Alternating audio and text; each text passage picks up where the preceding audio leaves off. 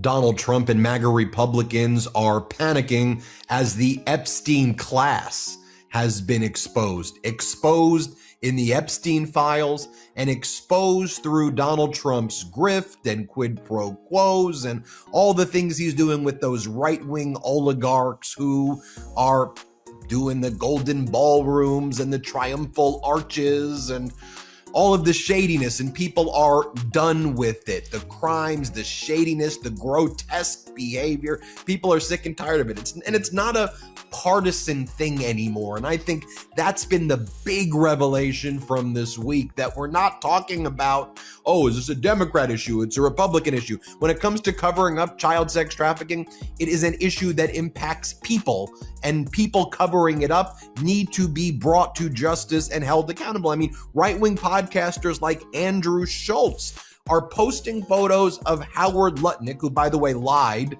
about not meeting Jeffrey Epstein after 2005. Then it turns out he brought his kids to the island, did business deals. But there was also reference that Howard Lutnick's family that controls Cantor Fitzgerald, they were doing deals betting that the United States Supreme Court would strike down Donald Trump's tariffs against the world and that they could potentially benefit. Now, Lutnick's family says, well, we were doing that at first, but now we're not doing it anymore. But we know the Lutnicks lie about everything, and they're doing a lot of self-dealing, in my opinion, with the government as well. But here's what Scholes writes. He goes, the Epstein class playbook 101. Fund both sides of the war policy. Disgraceful. They have no love or loyalty to America. We are simply a vessel for them to exploit for their own enrichment. If we want Americans to have faith in our institutions, the Epstein class must receive the highest punishment of the law imaginable. And he's responding to a post by Meet Kevin, who writes, Howard Lutnick's family bought up the rights to tariff refunds for 20 to 30 cents on the dollar after Liberation Day last year. Right-wing podcaster Sean Ryan responds to Donald Trump's latest distraction, saying that the files he's going after are the alien files right now. The alien files, that's the big priority. Sean Ryan goes, nice April Fool's joke, plot twist. What if the files don't reveal aliens, but they reveal us? And I think the epiphany that we've all seen in these Epstein files is that it revealed this Epstein class. The child sex trafficking was the currency used by these individuals who were talking about how they were going to manipulate and destroy the lives, not just of the children they were sex trafficking, but of the world in general, and trying to then reap profit off of the pain and suffering of people. Senator Sheldon Whitehouse says the billionaire class, aka Epstein class, fetish with not paying taxes. It's now just it's not just self-serving greed, but an actual drag on our economy. And don't get me started on the political corruption. The Wall Street Journal reported tax avoidance by the super wealthy is an economic issue as well as a political one. And our friends Dropkick Murphys, in the concerts that they've been doing throughout this country, and we're seeing this in general permeate the culture right now.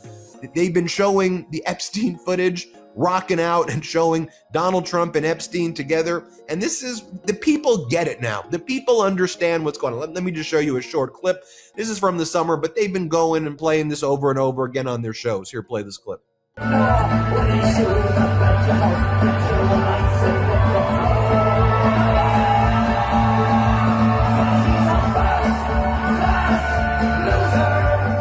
Want to bring in Graham Plattner. Graham, great to see you running for that Senate seat in Maine. We've been following this campaign. We spoke to you before.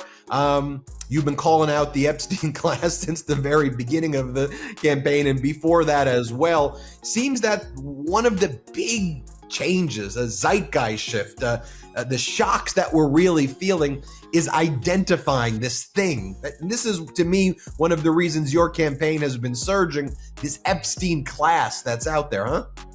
Yeah, and I think, it's important to note that, this is just, I think a lot of us have understood for a long time that there is a class of people that exist above accountability, that exists kind of above even the concept of the nation state, that there are people out there who have so much wealth and so much power that they live in a totally different world than we do.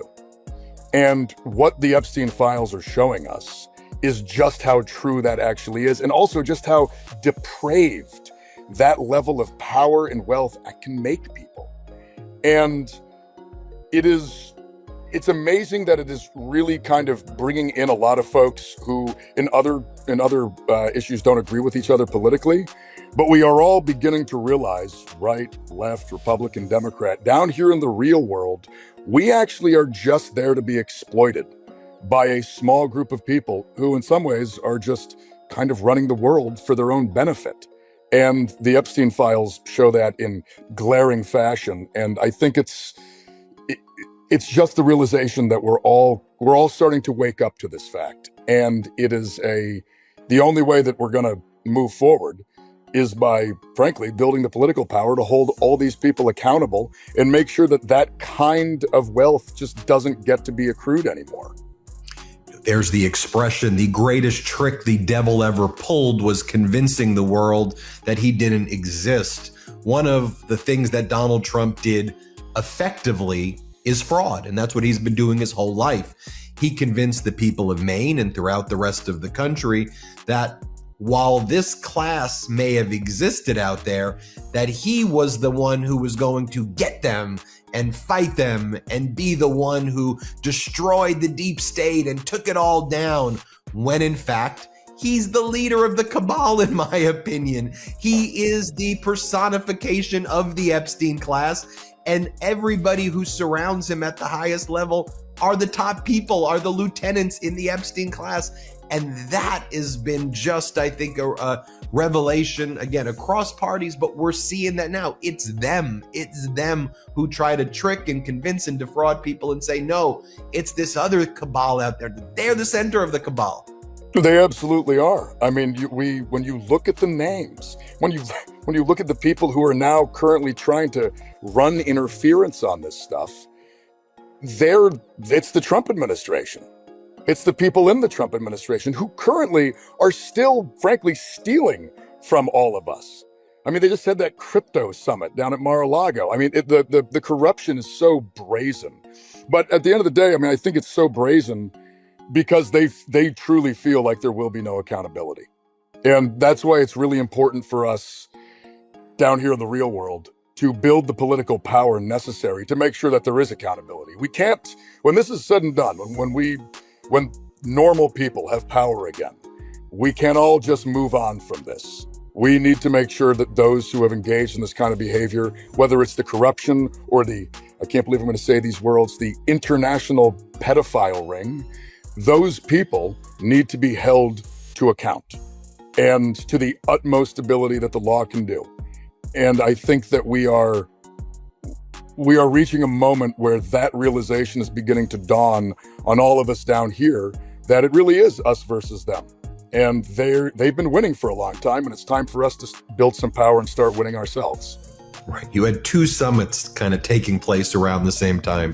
You had the Trump family crypto summit taking place in Florida. Then you had an AI summit taking place in India at the same time, zooming in on both, but we'll just zoom in on the Trump crypto summit. The Trump kids said, we had to do this. They were asked by CNBC about the levels of corruption there. And the host was like, you realize that people are doing deals with you because they want proximity to the White House and they want benefits. Well, we've been canceled and this is what we have to do. And daddy told us that we need to, they did that. But what's fascinating too is when you go through the Epstein files, you see Epstein talking to these same types of people about getting Putin involved in crypto and launching it.